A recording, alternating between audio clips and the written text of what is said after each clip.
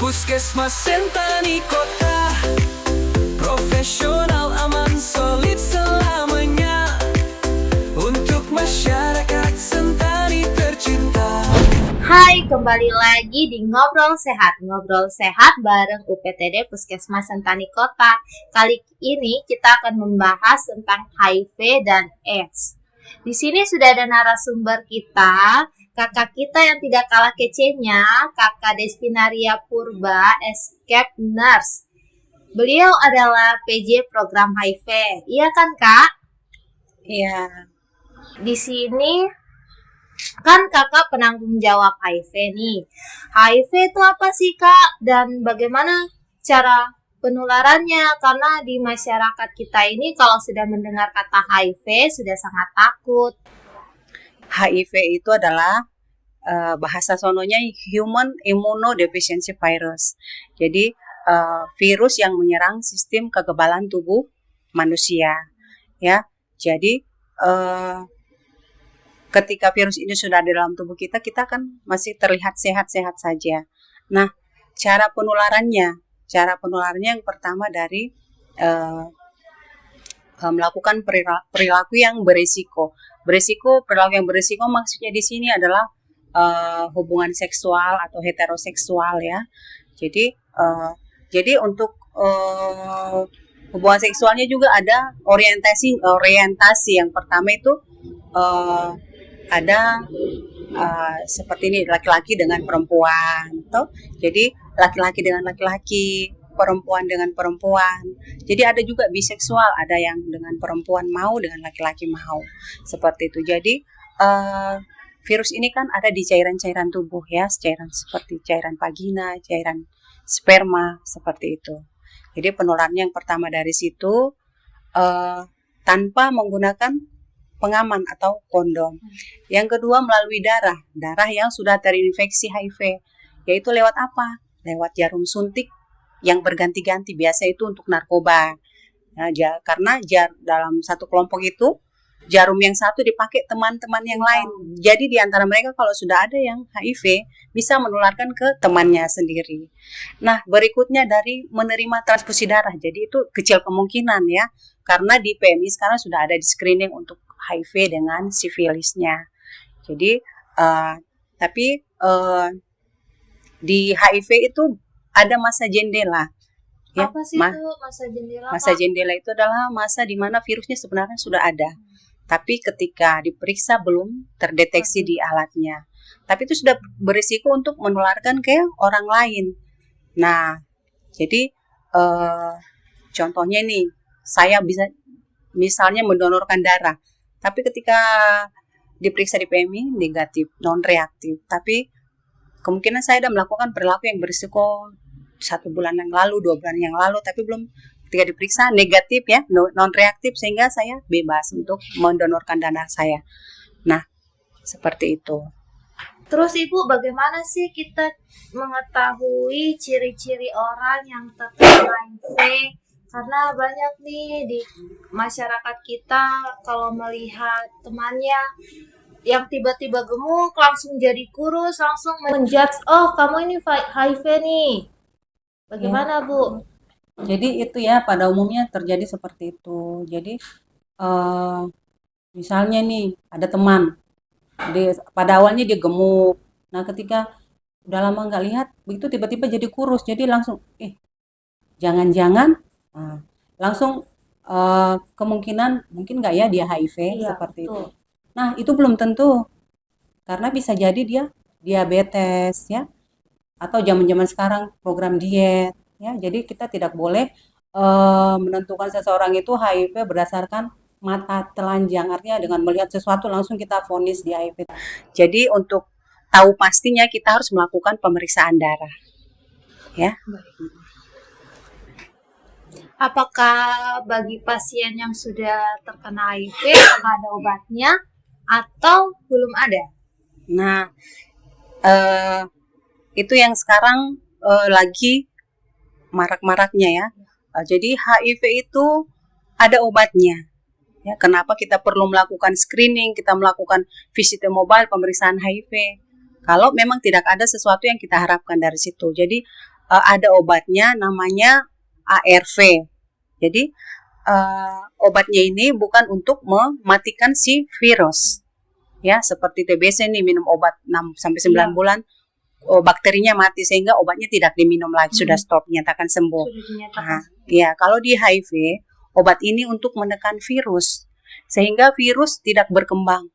Nah, seperti di dalam tubuh kita kan ada namanya sel CD4 ya. Jadi untuk merupakan tentara-tentara di dalam tubuh kita. Jadi virus itu menyerang tentara-tentara dalam tubuh kita sehingga kita akan sakit. Tapi ketika ARV ini masuk, virusnya yang tadi mulai berkembang akan diikat atau dipenjarakan, tidak berkembang Dia akan lagi. membantu ya Iya. untuk imun. Ya, otomatis yang naik imun kita yang naik sehingga kita akan sehat.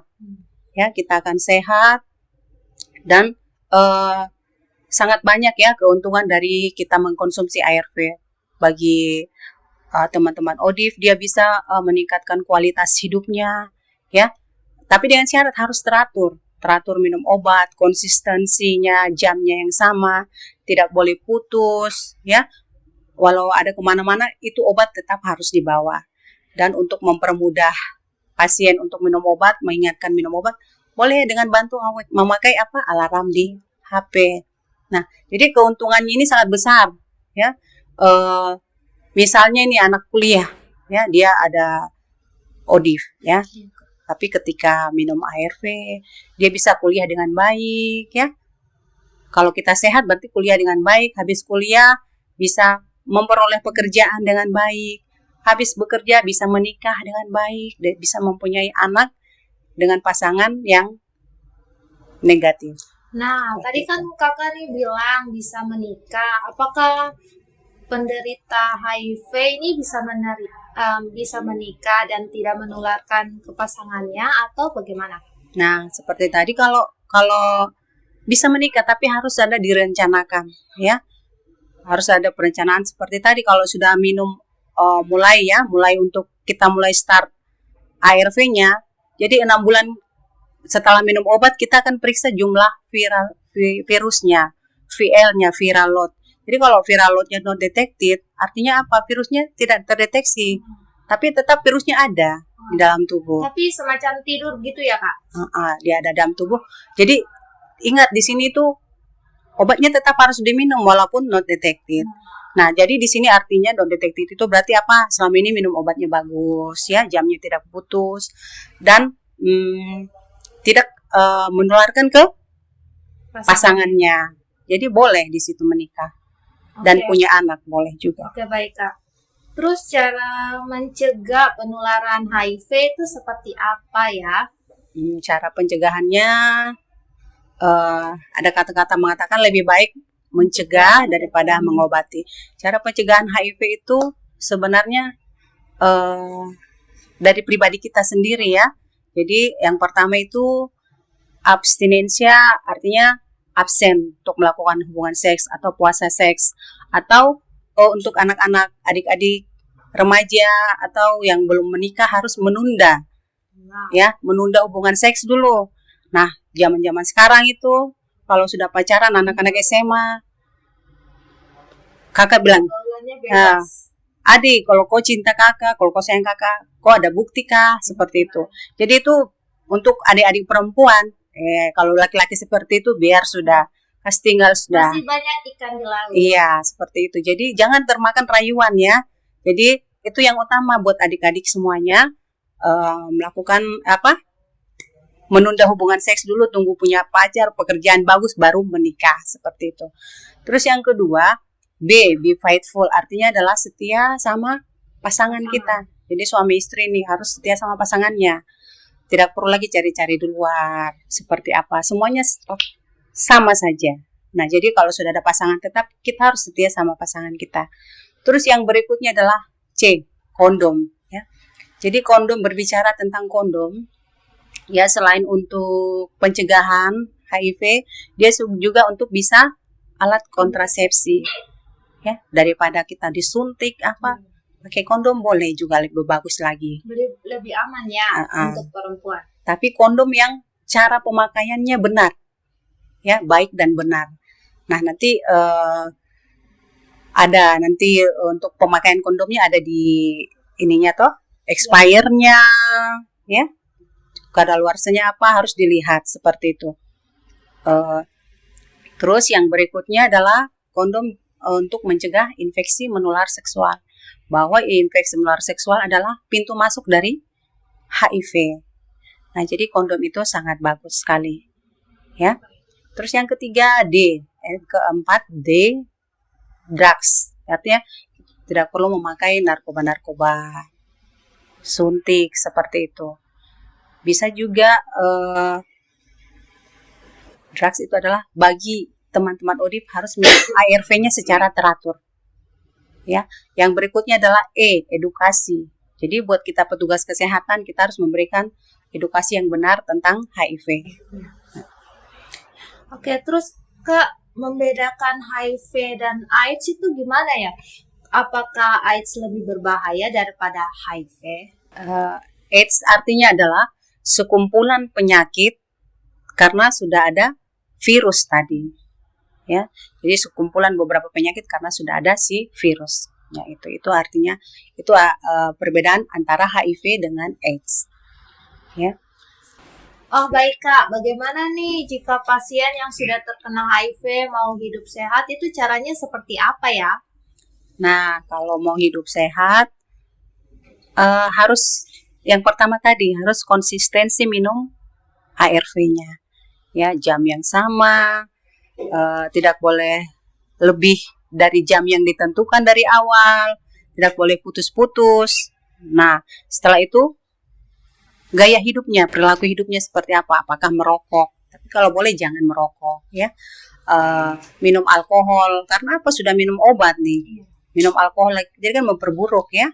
Nah, setelah itu harus mengkonsumsi makanan yang bergizi, olahraga teratur, 30 menit satu hari. Misalnya nih kalau lagi bosan, ini harus kita perlu apa? Jalan-jalan seperti itu. Harus Atau refreshing. Atau bagi yang Kristen harus rajin ikutan kegiatan remaja seperti itu di gereja atau remaja masjid. Nah, jadi kita membuat bosan itu harus dengan aktivitas yang positif seperti itu. Oke, terakhir nih Kak, sebelum kita ke mitos atau fakta, berapa sih kasus yang sudah didapatkan di wilayah Puskesmas Sentani Kota? Kasusnya kita itu sampai sekarang 1.810 ya. Yang masuk perawatan itu 1.063. Banyak ya. Ya, yang lolos follow up sekitar 483, yang meninggal 255 orang. Jadi itu karena kita juga merupakan di daerah transit. Ya, jadi ya dari pasien-pasien dari luar wilayah, pegunungan. Nah, ketika dia sakit datang ke Puskesmas Sentani, tapi ketika sudah mulai sehat pulang tanpa memberikan informasi, sehingga kita itu lolos dia. Terus harapan dari Kakak untuk pelayanan HIV ke depannya bagi masyarakat itu bagaimana? Harapannya ke depan, marilah kita bersama-sama ya, antara lintas sektor, lintas agama, ya, lintas program di Puskesmas.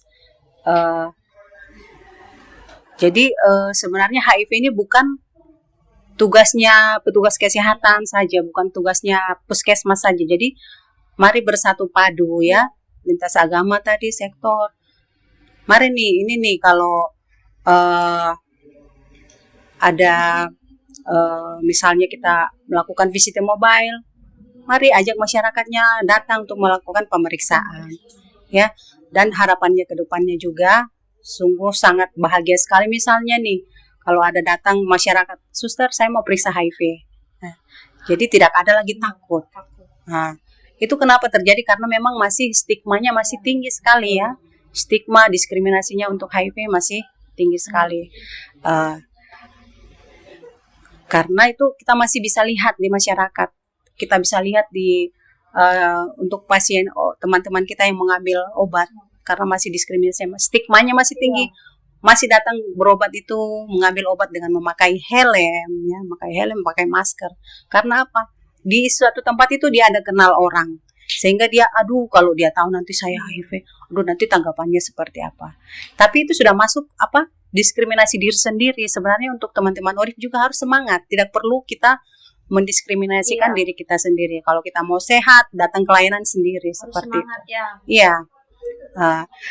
Dan ya kita menuju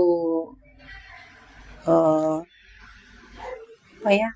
2023 HIV AIDS itu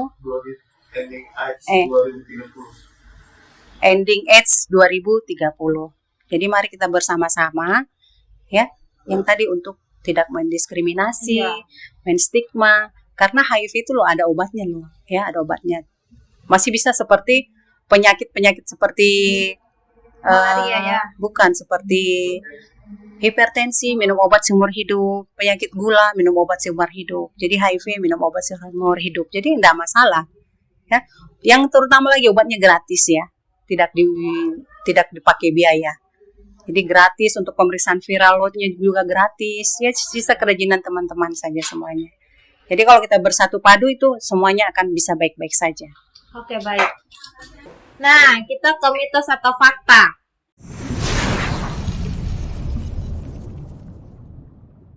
Apakah nyamuk dapat menularkan HIV, Kak?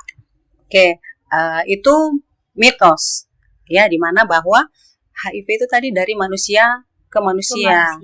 Nah, jadi kalau dari nyamuk itu adalah mitos. Kalau dari nyamuk berarti kita semua di Papua ini terkena HIV ya, semuanya. nyamuk. Iya, betul. Mitos atau fakta? HIV adalah vonis mati dan penderita HIV pasti mengalami AIDS. Itu mitos. Di mana tadi kalau masih HIV bisa diatasi supaya dia tetap HIV, tidak ada gejala-gejala seperti AIDS tadi dengan cara minum obat. Ya, minum obat teratur pasti tidak akan terjadi masuk ke dalam AIDS. Oke, baik. Mitos atau fakta, pasangan sejenis dan pengguna narkoba memiliki resiko terkena virus HIV? Itu fakta, ya. Karena cari penularan HIV itu dari melakukan hubungan seks, perilaku yang berisiko tadi, ya. Apalagi nih dengan sejenis. Sejenis itu kan maaf ya, hubungannya kan lewat belakang anus ya. Jadi di situ kan bukan tempatnya. Sedangkan kalau di vagina itu tempatnya juga masih bisa menularkan. Apalagi kan kepala sudah bisa keluar, tapi kalau di anus itu kan sangat rentan karena di situ banyak syaraf-syarafnya sehingga bisa terjadi pergesekan-pergesekan dan mempermudah masuknya virus. Ya. Mitos atau fakta, kita bisa tertular HIV misalnya lewat berbagi makanan, kita menggunakan benda-benda yang sama, atau kita menggunakan toilet yang sama nih Kak, apakah bisa terkena HIV? Itu mitos ya. Seperti kita bahwa ada itu prinsip penularan HIV itu ada EC namanya. E itu exit, virusnya keluar dari orang yang HIV. Nah, setelah itu dia akan survive. Apakah setelah virus itu keluar dia bertahan hidup? Nah, setelah itu dia sufficient atau cukup. Virusnya cukupkah untuk menginfeksi? Nah, setelah itu enter. Jadi virusnya masuk ke dalam tubuh melalui aliran darah. Jadi untuk kita duduk bersama, cium pipi kiri, cium pipi kanan, ya, tinggal satu rumah, berenang bersama. Masyarakat takut, kok sudah kena HIV, kok jangan dekat-dekat saya gitu. Nah, itu memang mereka yang belum mengerti. Tapi setelah ini pasti mereka akan mengerti bahwa HIV tidak menular seperti itu. Ya, tinggal satu rumah juga kita tidak akan menularkan. Ya, dari udara tidak akan menularkan. Jadi HIV tadi ada prinsip penularannya seperti itu. Nah, mitos atau fakta, misalnya nih saya bekerja dengan penderita HIV, apakah saya juga bisa terkena HIV, Kak? Mitos. Ya, kembali lagi kita tadi ke prinsipnya tadi. Apakah kita duduk saja, berdekatan saja, itu mitos ya. Jadi tidak akan menularkan. Jangan takut. Oke, mitos atau fakta, ibu hamil akan menularkan virus tersebut kepada bayinya?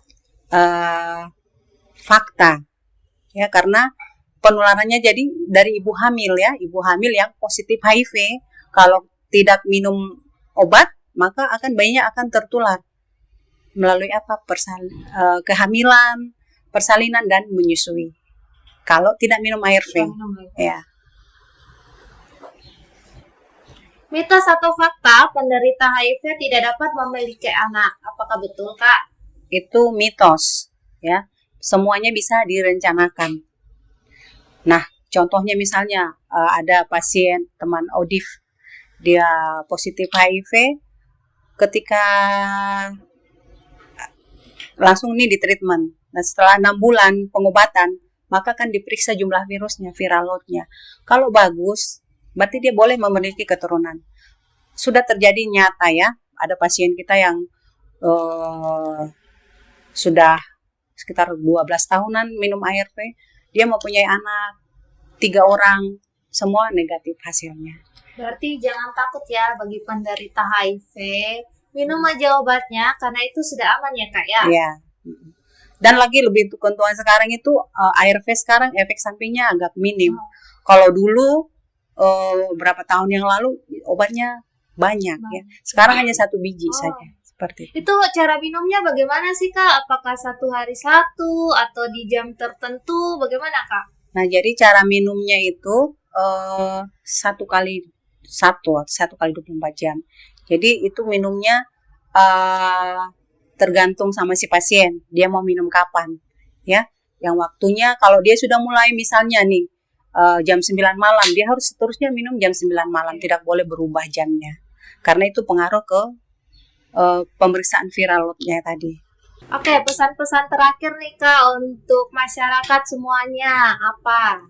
Jadi untuk kita semuanya bahwa untuk di HIV ini jangan takut ya. Jangan jauh. Jadi ada istilahnya jauhi penyakitnya tapi jangan jauhi orangnya.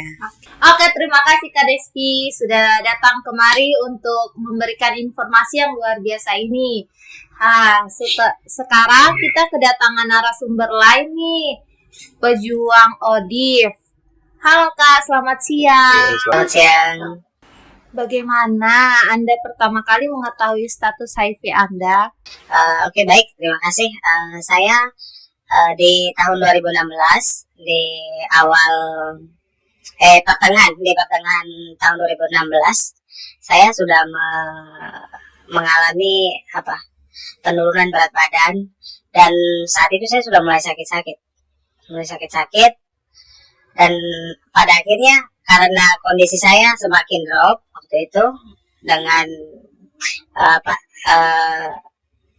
penyakit penyerta yang semakin banyak, yang semakin muncul, akhirnya kedua orang tua saya membawa saya ke salah satu pusat kesehatan, salah satu layanan di Kabupaten Jayapura, dan di situ saya dibawa ke Poli Penyakit Dalam, dan dianjurkan untuk dilakukan pemeriksaan darah untuk HIV. Dari situ setelah dilakukan pemeriksaan darah, awalnya sih memang agak takut ya.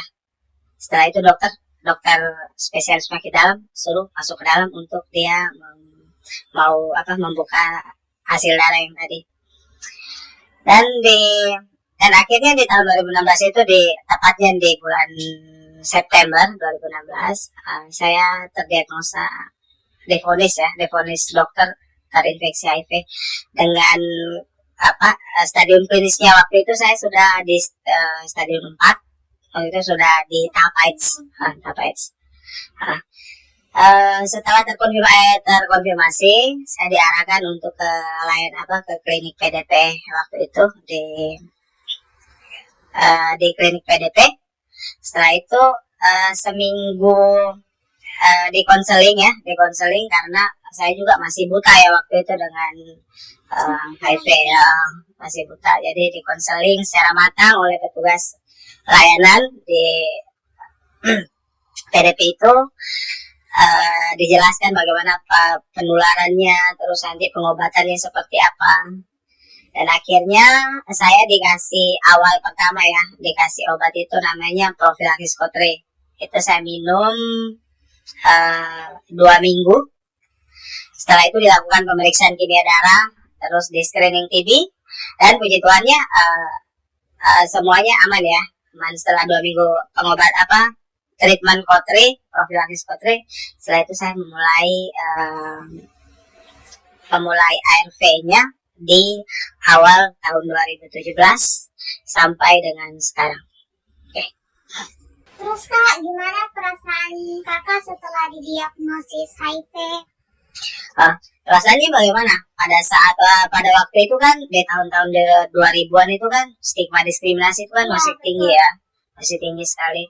Jadi antara perasaan takut juga ada, perasaan bagaimana? Karena pada waktu saya terkonfirmasi, itu keluarga saya itu tidak tahu saya terkonfirmasi. Bahkan sampai sekarang status saya tidak diketahui oleh keluarga saya. Tapi ya saya dengan itu karena sudah tahu dengan sakitnya saya menjaga saja supaya kedua orang tua saya atau keluarga saya tidak sampai curiga waktu itu, karena ya bagaimana ya, agak berat memang. Terus Kak, bagaimana Anda mengelola kondisi HIV Anda saat ini?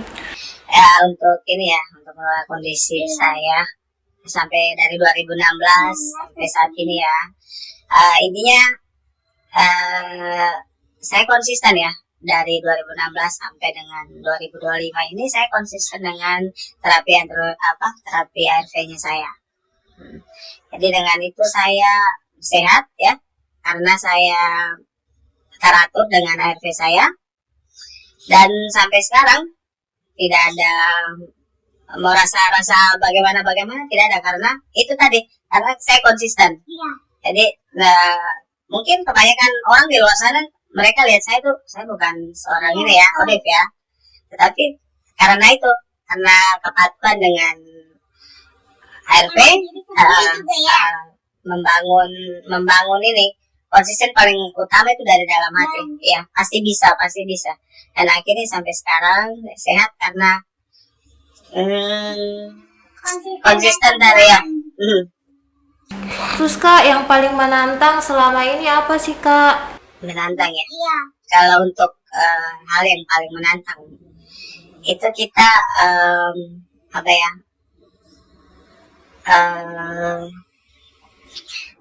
terapi antiretroviral ya, obatnya yang paling menantang ya. Kadang setiap orang pasti akan bosan. Kita minum paracetamol 3 kali 1 kita bosan. Iya. Apalagi ini minum obat seumur hidup. Iya. Itu tuh kadang rasa bosan itu datang ada.